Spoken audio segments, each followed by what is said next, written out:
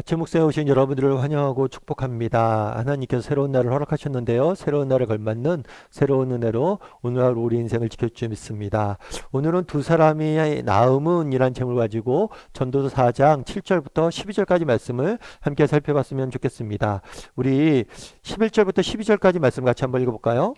또 두 사람이 함께 누우면 따뜻하거니와 한 사람이면 어찌 따뜻하랴. 한 사람이면 패하겠거니와 두 사람이면 맞설 수 있나니 세 겹줄은 쉽게 끊어지지 아니하느니라. 예, 전도서 기자가 공동체의 소중함에 대해서 이야기를 합니다. 공동체가 왜 소중하냐? 우리가 함께 할 때 더 많은 열매를 맛볼 수 있다고 어제 우리가 살펴봤죠. 뿐만 아니라 우리가 정말 이 땅을 살다 보면 실패하고 실수할 수 있을 때가 있는데 그때 정말 공동체가 있어서 우리는 승리할 수 있다고. 이 실패에 대한 대안으로서 하나님께서 공동체를 주셨다라는 내용에 대해서 어제 살펴봤어요. 혹시라도 이 부분에 대해서 어제 안 들으신 분들은 다시 한번 들어보면 좋을 것 같아요. 그러면서 계속해서 이 공동체의 소중함에 대해서 이야기를 합니다. 그 중에 하나는 뭐냐면 마지막으로 다루고 있는 건 뭐냐면 감정의 문제예요. 감정의 문제. 뭐라고 이야기하냐면 또 두 사람이 함께 누우면 뭐예요? 따뜻하다라고 이야기합니다. 한 사람이면 어찌 따뜻하랴? 한 사람이면 패하겠거니와 두 사람이면 맞설 수 있고 세 겹줄은 쉽게 끊어지지 아니한다라고 이야기합니다. 예를 들어서 여러분들 우리 기쁨이라는 감정이 있다라고 생각을 해보세요. 여러분 기쁨이란 감정이 있는데 이 기쁨을 내가 느꼈어요. 근데 가만히 있어요. 그럼 그 기쁨은 금방 사라집니다. 예를 들어서 여러분들이 맛있는 음식을 먹었다고 가정해보세요. 근데 맛있는 음식을 먹고 맛있다 하고 넘어갈 수 있겠죠. 그럼 이 감정은 금방 사라집니다. 근데 맛있는 걸 먹었는데 정말 뭐예요? 누군가에 가서 내가 어저께 이 밥을 먹었는데 너무너무 맛있더라. 그렇게 나눌 때 뭐예요? 그 기쁨이 다시 한번 되새겨지고 다시 한번 커지는 거. 그래서 성경에 뭐라고 얘기하냐면 너희가 우는 자와 함께 울고 웃는 자와 함께 웃어라 라고 이야기하는 거예요. 왜요? 정말 기쁨은 나눌수록 커지고 슬픔은 뭐예요? 나눌수록 적어지는 거. 정말 우리의 삶을 풍요롭게 만드는 건 뭐냐? 그건 공동체. 여러분들이 아무 어떤 공동체도 없이 정말 아무리 좋은 것들 누리고 저거 성취해 보십시오. 정말 그것들을 나눌 그 기쁨과 슬픔을 나눌 공동체가 없다면 뭐예요? 우리는 정말 그 기쁨을 이나 그 슬픔을 이겨낼 수도 없고 그 기쁨이 주는 참된 유익을 누릴 수도 없는 거예요. 그래서 정말 우리의 기쁨을 나누고 정말 슬픔을 나눌 수 있는 공동체가 있느냐? 이것이 굉장히 우리에게 중요한 문제라는 거죠. 여러분 코로나 이후에 우울증을 가장 많이 느끼는 세대가 어느 세대인 줄 아세요? 우리가 생각하기에는 어른들 같지만 코로나 이후에 가장 우울증을 많이 느끼는 세대가 조사해 보니까 20대가 1등이 그리고 30대가 2등.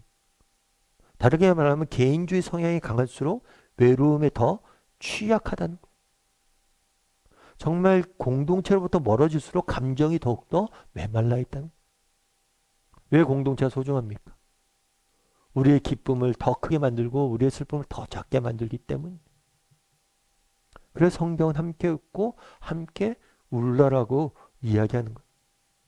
오카다 다카시라는 분이 계세요.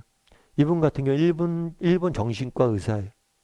현대인들의 질병 중에 하나로 뭐라고 이야기하냐면 인간 알레르기를 이야기해요. 이게 현대인들이 느끼는 질병이란 거예요. 그럼 이게 뭐냐? 과거에 인간관계에 부정적인 경험을 한다는 거예요. 그러면 그것들이 우리에게 알레르기처럼 남는다는 거예요. 그래서 뭐 하는 거예요? 다른 사람을 밀어내고 홀로 있고 싶어하고 관계로부터 멀어지고 있다는 거예요. 다르게 말하면 우리가 그런 거죠. 목사님 알겠어요. 관계가 소중한지 알겠어요. 그런데 우리가 점점 현대인들이 개인주의가 되고 혼자 사는 이유 중에 하나는 뭐냐면 관계로부터 받은 상처 때문이라는 거예요. 그래서 질병이 걸렸다는 거예요. 참 공감이 되더라고요. 사실 그렇죠. 인간관계의 소중함들을 못 느낀 사람들이 어디 있습니까? 그런데 뭐예요? 정말 왜 그런 사람들이 관계로부터 멀어집니까? 관계로부터 상처를 입기 때문에 관계에 대한 소망을 안 두기 때문에 관계로부터 멀어지는 거죠. 근데 재밌는 건 뭐냐면 이 인간 알레르기를 치유할 수 있는 유일한 길은 뭔지 아세요? 이걸 치료할 수 있는 유일한 길은 또한 관계. 건강한 관계를 많이 가질 때 이 길을 이게 나올 수 있다는 거예요. 다르게 말하면 결국에 인간으로부터 우리는 상처를 받지만 이 상처를 치유할 수 있는 것도 인간이라는 거예요. 공동체로부터 우리는 상처를 받지만 공동체로부터를 치유할 수 있는 것도 뭐예요? 공동체라는 거예요. 그렇기 때문에 우리가 힘들지만 여전히 공동체 가운데 있는 거예요. 여러분 요즘 가난한 성도들이 있잖아요. 가난한 성도들은 뭐예요? 예수는 좋지만 공동체 싫은 거죠. 혼자 신앙생활을 하는 거예요. 왜요? 공동체 상처받기 싫으니까. 그런데 혼자 있다고 이 문제가 해결되지 않아요. 힘들고 어렵지만 상처받지만 여전히 공동체만이 우리의 이런 상처들을 치유할 수 있는 유일한 길이라는 거죠. 이병국 씨라고 있습니다. 이 사람이 울어야 삽니다 라는 책을 썼어요. 이 책에는 이런 이야기 납니다. 저는 그동안 많은 암 환자들을 만나면서 많이 울고 크게 웃는 환자들이 회복과 치유가 빠르다는 사실을 수없이 경험했습니다. 웃음 치료와 눈물 치료를 병행하는 가운데 눈물 치료가 환자들에게 더욱 효과적이라는 사실을 체험했습니다. 웃음과 눈물은 놀라울 정도로 환자의免疫力을 높여줍니다. 육신이 빨리 치유되고 질병의 고통이 훨씬 줄어듭니다. 암 환자들에게도 마찬가지입니다. 놀라운 것은 그 환자들이 인생을 새로운 눈으로 바라볼 뿐만 아니라 아주 긍정적인 시각을 가지고 질병과 고통을 이겨낸다는 사실입니다. 우리가 암이나 질병에 걸리잖아요. 그럼 의학적인 치료도 하죠. 그런데 이런 의학적인 치료만으로도 환자들이 잘 낫지 않는다. 오히려 똑같은 의학적 치료를 받는데 정말 더 많이 울고 더 많이 웃는 사람들, 이런 사람들이 훨씬 더 회복이 빠르다는 거예요. 그러면서 깨달은 게 정말 웃음과 눈물이 치료 효과가 있구나 이걸 느꼈다는 거예요. 정말 의사 선생님이거든 이 사람. 그러면서 이 책을 쓴 거예요. 울어야 삽니다. 그런데 재밌는 건 뭐냐면 울어야 사는 걸 아는데 많은 사람들이 울지 못한다는 거예요. 왜 울지 못할까요? 함께 울어줄 누군가가 없기 때문이라고. 결국에 사람의 문제는 여러분 정말 우리 삶에 있어 가장 중요한 게 뭐예요? 많이 웃고 많이 우는 거예요.